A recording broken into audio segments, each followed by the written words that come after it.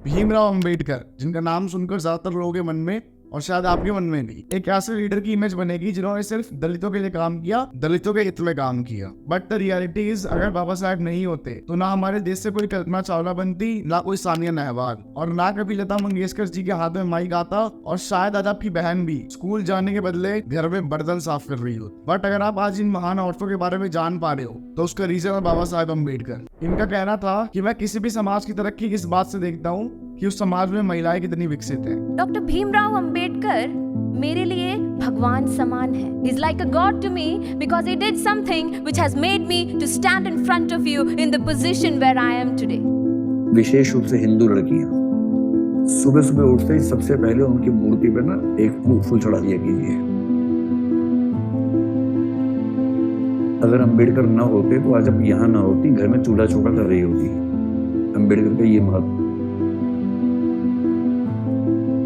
हिंदू महिलाओं की मुक्ति के लिए जितना काम अकेले अंबेडकर ने किया उतना सब के सब बाकी लोगों ने मिलकर भी नहीं किया। इतना महत्व उनका।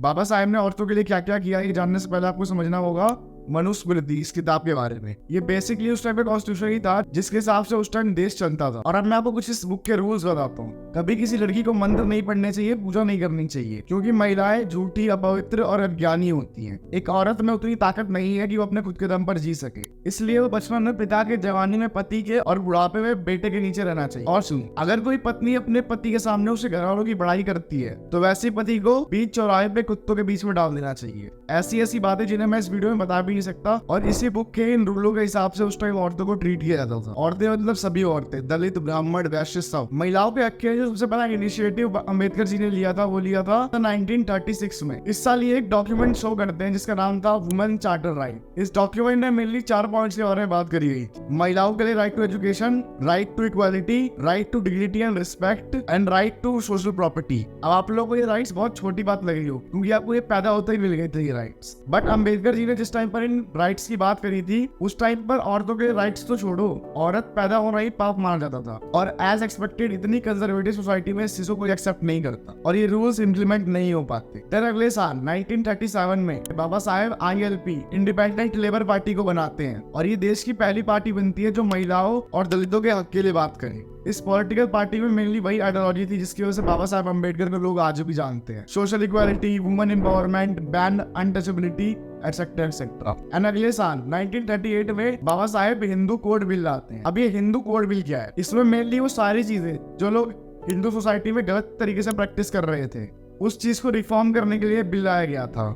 इस बिल से पहले लोग मनुस्मृति किताब को ही फॉलो करते थे, उसी के रूल्स फॉलो करते थे। और स्पेशली लड़कियों के केस में तो बहुत ज्यादा। उनका उस टाइम पे बाल विवाह होता था, लड़के डाइवोर्स नहीं दे सकती अपनी तरफ से, उनको प्रॉपर्टी का हक नहीं था, they don't have right to study and many more things. और इन्हीं सब चीजों को हटा के एक नया डॉक्यूमेंट प्रेजेंट किया था अम्बेडकर जी के द्वारा जिसे हिंदू कोड बिल कहते हैं, जिसमें सबको इक्वालिटी का अधिकार मिलेगा। बट अभी भी ये बिल बस इंट्रोड्यूस होकर रह जाता है, लोग अभी भी इसे एक्सेप्ट नहीं करते। नेक्स्ट ईयर 1942 बाबा साहेब वो पहले व्यक्ति थे जो इंडिया में मैटरनिटी लीव लाए। मैटरनिटी बिल मतलब वही कि औरतों की प्रेगनेंसी के टाइम पर उन्हें कुछ छुट्टियां मिले और थोड़ी सुविधा मिले। आप इस बात से अंदाजा लगा सकते हो कि अम्बेडकर जी कितने दूरदर्शी थे। अमेरिका जैसे देश में औरतों को मैटरनिटी लीव 1987 में मिली थी और वही इंडिया में ये बिल 40 साल पहले 1942 में ही आ गया था बाबा साहब की वजह से। और इसी साल बाबा जी एक फेडरेशन भी खोलते हैं, AISCF, all India schedule caste federation. और ये फेडरेशन किसी भी दलित या औरत पे जुल्म ना हो इस चीज को देखती थी और उसके खिलाफ आवाज उठाती थी। 1947 after India's independence Ambedkar ji drafting committee के चेयरपर्सन बनते हैं और इसके बाद कॉन्स्टिट्यूशन में भी उन्होंने सारे बेसिक राइट्स दिए औरतों को जिससे औरत और मर्द समान हो सके, like right to education, right to property and many more. Then again 1951 में अम्बेडकर जी दोबारा हिंदू कोड बिल इंट्रोड्यूस करवाते हैं।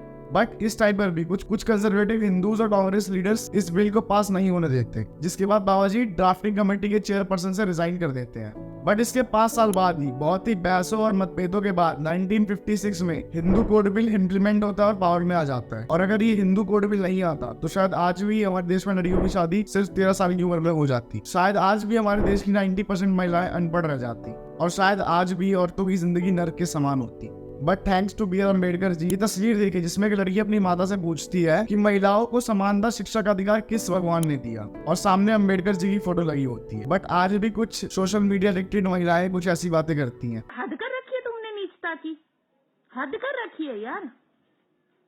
क्या संविधान बना के गया वो, क्या संविधान है? एक बार जिन्होंने मुंह खोलने का हक दिलवाया उन्हें ही गालियां देती हैं। But the point is respect him as much as you can, especially women's. But इनका एहसान शायद ही कोई महिला कभी उतार पाई। वीडियो पसंद आए तो वीडियो को शेयर करें ताकि ज्यादा से लोगों के पास इन्फॉर्मेशन जाए। और वीडियो पसंद आए तो आप लाइक भी कर सकते हो, चैनल पर सब्सक्राइब भी कर सकते हो। मिलते हैं वीडियो में, जब तक के लिए जय हिंद।